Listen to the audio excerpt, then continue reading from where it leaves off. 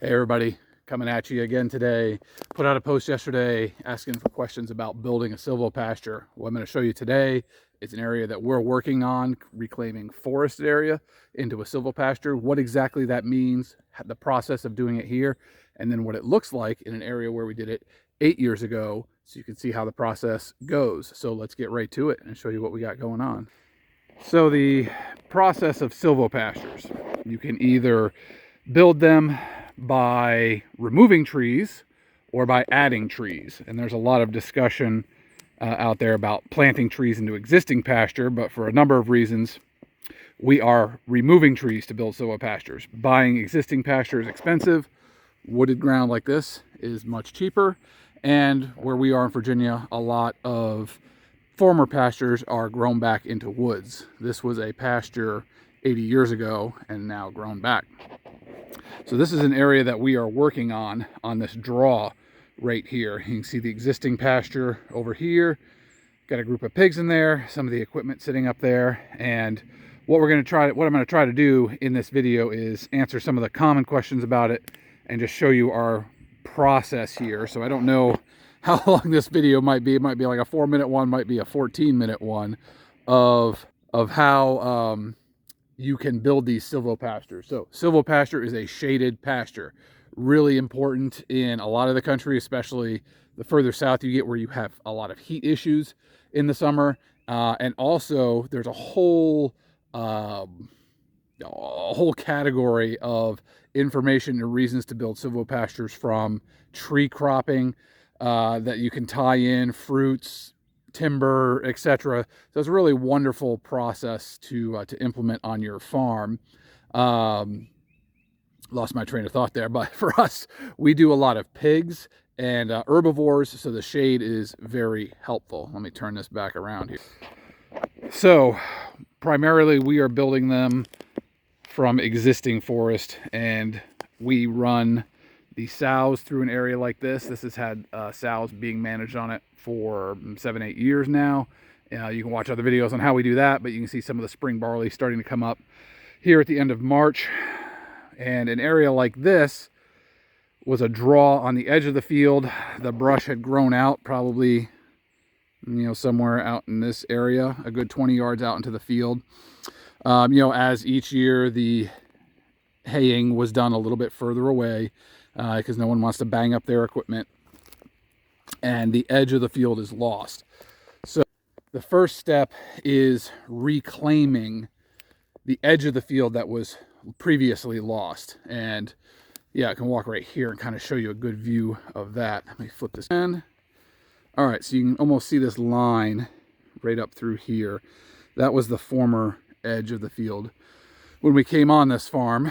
And using the pigs for several years, we knocked down all the multiflora rows that was in this area and opened it back up to the tree line that is right here. Pigs are also knocking down all the multiflora rows that was growing in this ravine and on that other ridge, which was significant. It was a lot of brush, but using the pig power to knock that down and leveraging time, we're going to allow years of management for this improvement to take place. We get to a point where we are this year where we can get in here with equipment and actually make the effort to convert it to the silvopasture. Now, why do we want to convert it into a silvopasture?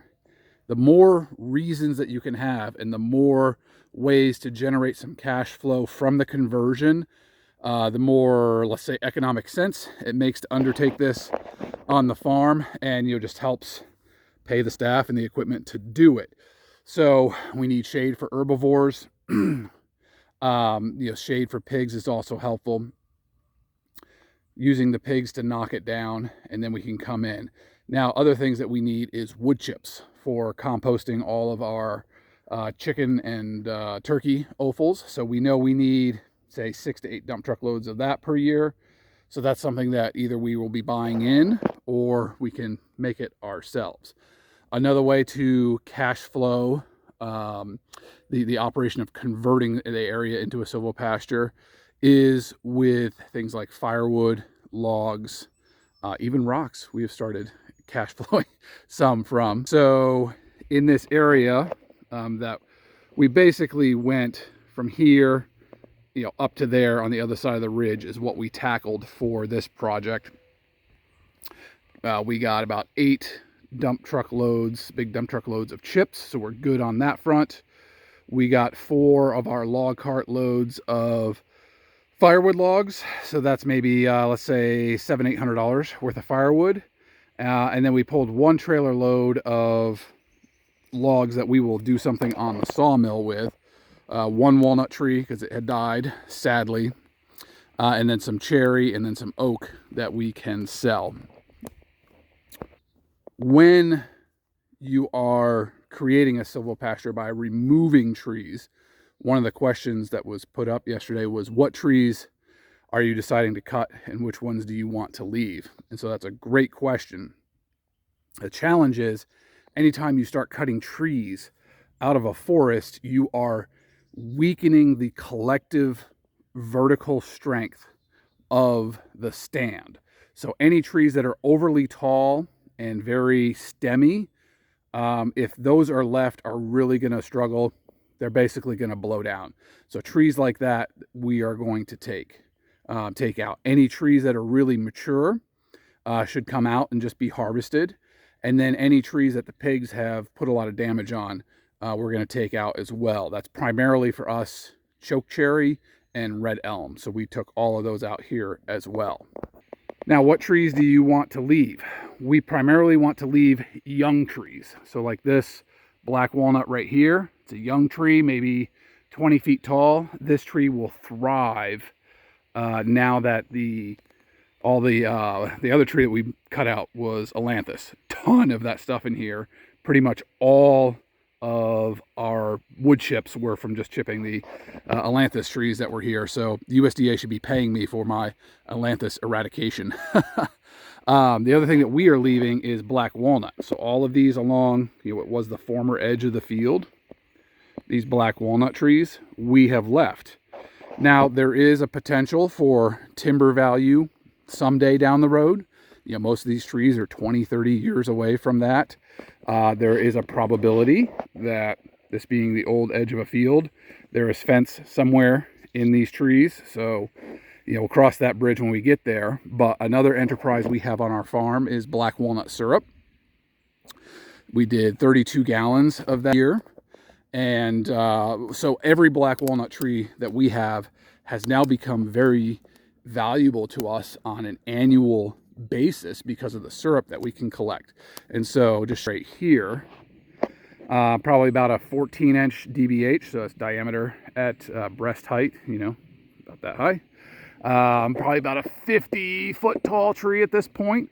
Hopefully it will survive the removal of support trees around it, but black walnuts have been pretty tough. They got pretty good root stem on them. A tree that is this size will give us about 10 gallons of sap per year, which would roughly equate to 2 8-ounce bottles, which we currently can retail those bottles for $40 a bottle. So that one tree is giving us, turn around here, there it is. That's about $80 of cash flow out of that tree per year. Obviously, we're paying ourselves for our labor, and you know there's work involved in there. But the trees that we are leaving can have you know, an annual cash flow generation. So it's another black walnut here, little cluster of them, and there's a whole bunch of them up along the edge. So we're leaving black walnuts. We're leaving young hickory trees, a lot of really nice hickory trees further up on this spot that we did, that we're prioritizing young nut trees. So some oak trees, some hickory trees, things that will come on and have a, you know, we know that they can stand alone pretty well. And if it's an under 20-foot tall tree, it's going to have a good chance of reestablishing its root base and how it's growing to survive in a silvopasture setting, as opposed to being in a stand of the forest. All right, I don't want to go too long with this video, guys, and thanks for sticking around. The last thing I wanted to show was, so we'll go over real quick, we cash flow the project through the firewood that we can pull out, some of the saw logs that we can pull out, which we have a sawmill, so we're value adding to that. And then the wood chips that it's producing. We're prioritizing young hardwoods, so hickories and oaks, and especially where we are in Virginia, black walnuts, which thrive really well in a silvopasture setting, which I'll show you when we go up and look at this other area. That is our predominant tree that we are trying to promote in the silvopasture. What I wanted to wrap up this part of the video with, though, almost ate it there, is this is a ravine. And yeah, we've got a decent amount of rise as we go through here. So how do we control the water? We've already seen water flowing down through this erosion ditch. You know, it could be 200 years ago. There was no ditch here, and tillage of the Shenandoah Valley is what caused this erosion and topsoil loss. So we don't want to be encouraging any more soil loss.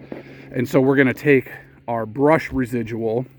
So this is stuff we really can't put through the chipper very well, stumps, just random stuff, just not efficient to bring it up to the chipper and run it through. And we are going to create these ditch dams here, bridging across the ravine about every 50 yards. So we've got one all the way down on the bottom where we stopped, one here, one there, and another big one up there to bridge across the head of the ravine. And that is to slow the water as it is rolling down through here and start ponding it up a little bit and let that water settle. Any soil that's come with it will settle into those areas. Now these ditch dams, they'll last 5-7 years or so. And hopefully, by that time we will have reestablished a very solid sward of grass through this area that can secure this ditch. So an area like this, we are predominantly done running pigs through here. Any pigs that run through the woods will now have a fence line tracing the ridge, or on the roll down of the ridge. But we're not going to have pigs in this ditch itself anymore, because we now want to secure this with grass and other forages to prevent that soil loss. All right, so I think I got all the questions there that everyone had posted. What kind of trees do we prioritize? What do we do with all the leftover junk here in the ditch? What trees do we decide that are going to go and which ones are going to stay? So let's step up to a silvopasture that I cut 7 or 8 years ago and look at how that's doing now, to give you an idea of what a disaster area like this right now, what it will look like in the years to come. So stand by, we'll go up there and take a look at that. One of the things I forgot to mention about building silvopastures is the equipment that you'll need. You're either going to have equipment or you're going to have labor. It's a lot of hard physical work. You're moving a lot of material, a lot of weight. We've built up equipment over the decade that we've been doing this. So we have like a mid-size mini excavator, skid steer, log carts, dump trailers, chainsaws, of course. So we have all of the tools to do this, which allows us to do, it's roughly 3/4 of an acre project that we were working on, in about 4 or 5 hours of work a day with 2 guys. We can knock that out in a week. If you don't have that equipment, it's a much slower process, and you're lifting everything by hand, and it's just going to take forever. So we're here at Silvopasture 1. So let's step out and take a look. All right, here's Silvopasture 1. The old Airbnb in there if you're looking for a place to camp out. Old house that was here on the farm. Okay. So this is Silvopasture 1. This looked just like that other area 8 years ago, 7 years ago. 2018, I think, is when we did it. So 7 years ago. You can still see our last pile of stumps over here from clearing this out. And this is all more mature black walnut that was in this area, and some oaks down there. And we had no blowover on the black walnuts. And these were substantially bigger than those young ones we're leaving down there. So that was pretty cool. But you can see by opening up the canopy, getting sunlight on the ground, and then we've run pigs through here as well, getting some seed down. This is now becoming an established pasture that we can add into our cattle rotation. This was the old, you can see the concrete chunks there. That was the old cistern for the house that we dug out a little bit, and now has essentially a surface level pond. So that's one of the things I would like to do this year, is expand this guy out a little bit. And you know, we have a shaded pasture with water in it. What more could you ask for? A couple things show you guys down here real quick. So you notice this really greener area. This is where we ran weaning pens for a summer for the pigs. And yes, it looks fantastic, nice and green here in March from all the fertility they put down in the carbon, but it had a bad side effect that it killed several trees. So you don't think piglets are that disturbing on the ground, but they are.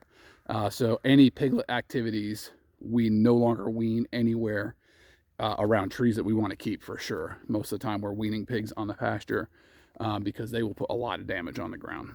So this is what a silvopasture can look like. And when it's leafed out in the summer, it's a beautiful, maybe 60% shade canopy in here. Cows love lounging in here on hot days. We love lounging in here on hot days. And we'll see you in the next video. Thanks for sticking around. If you got any questions about this, please drop them in the comments. Do a little follow on at some point. We'll see you in the next video. Take care.